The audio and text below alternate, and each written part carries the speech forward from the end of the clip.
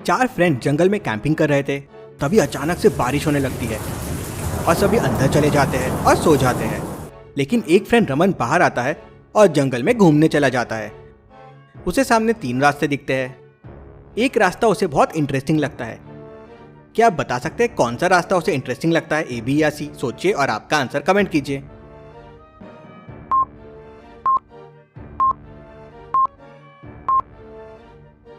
बारिश के वजह से फुटप्रिंट्स आ गए हैं। ए में किसी बड़े जानवर के फुटप्रिंट्स है। यहाँ जाना रिस्की हो सकता है। बी तो खाली रास्ता दिख रहा है, लेकिन सी में इंसानों के फुटप्रिंट्स है और वो भी एकदम छोटे छोटे। इसके बारे में जानने के लिए वो रास्ता सी लेता है और जंगल में आगे चला जाता है। उससे आगे जंगल में छोटे छोटे बहुत सारे घर दिखते हैं। वो इतने छोटे छोटे घर देख के शॉक हो जाता है। वो एक घर के सामने जाता है। दरवाजा एकदम छोटा सा रहता है और लॉक्ड रहता है। वो दरवाजे को देख के उसको खोलने का कोड सोचने लगता है। लॉजिकल आर्मी, क्या आप इस दरवाजे को देख के इसका कोड बता सकते हैं? सोचिए और आपका आंसर कमेंट कीजिए।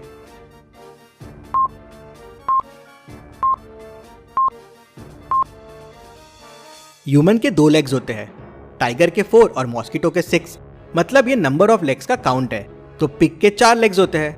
रमन कोड 4 प्रेस करता है तो डोर खुल जाता है और उसमें से एक छोटा सा आदमी बाहर निकलता है। वो रोहन को देख के डर जाता है और अंदर जाता है और एक बेल बजाता है। जोरदार आवाज होती है और बहुत सारे छोटे लोग बाहर आ जाते हैं।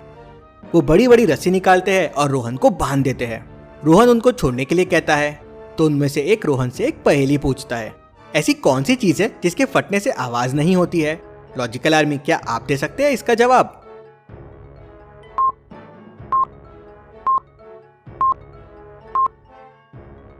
इसका जवाब है मिल्क। दूध के फटने पे आवाज नहीं होती है। रमन इसका आंसर नहीं दे पाता तो छोटे लोग रमन पे स्टोन फेंकने लगते हैं। लेकिन तभी रमन की नींद खुल जाती है।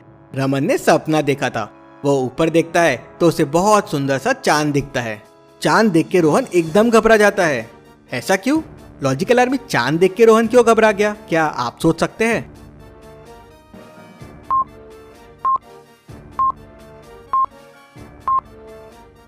रमन इसलिए घबरा जाता है क्योंकि वो टेंट में सोया था और वो टेंट गायब हो गया है। उसके ऊपर कुछ नहीं है, डायरेक्टली चांद दिख रहा है। मतलब जरूर जंगल में कोई है। चलिए अगली पहेली देखते हैं। राहुल और रेखा खेल रहे थे। तभी राहुल कहता है, चल बहना तेरी इंटेलिजेंस देखता हूँ। सामने 3 फ्रिज रखे हुए हैं। अब उनमें से एक फ्रिज एक दिन से बंद पड़ा है। देख और मुझे बता कौन सा फ्रिज बंद पड़ा है। लॉजिकल आर्मी, क्या आप बता सकते हैं कौन सा फ्रिज बंद पड़ा है, ए बी या सी? सोचिए और आपका आंसर कमेंट कीजिए।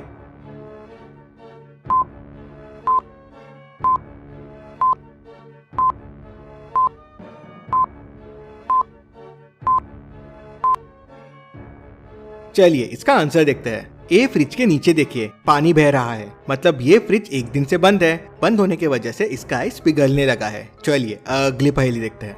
5 बच्चे आपस में लड़ रहे होते हैं कि सबसे समझदार कौन है।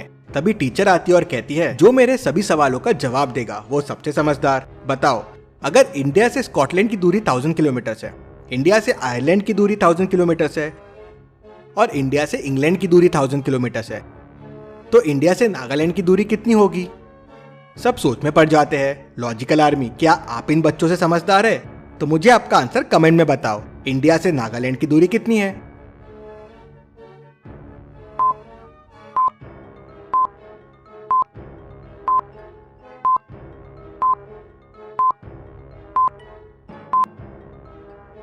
अरे ये तो बड़ा सिंपल था, 0।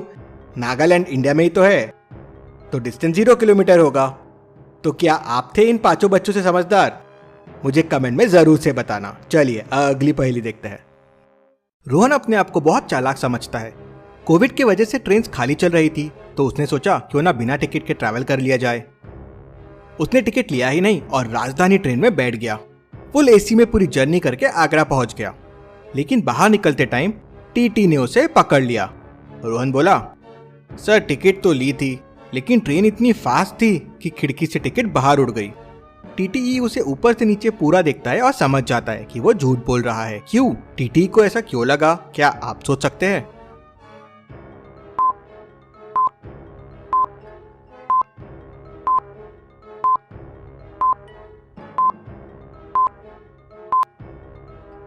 रोहन राजधानी ट्रेन में था। एसी ट्रेन में था। एसी ट्रेन की खिड़कियां तो बंद होती है, तो टिकट खिड़की से बाहर कैसे उड़ सकती है? वही रोहन की चोरी पकड़ी जाती है। चलिए अगली पहेली देखते हैं। ये 6 बच्चे एग्जाम दे रहे हैं। क्या आप बता सकते हैं इनमें से कौन 2 बच्चे चीटिंग कर रहे हैं? ABCDEF में से सोचिए और आपका आंसर कमेंट कीजिए।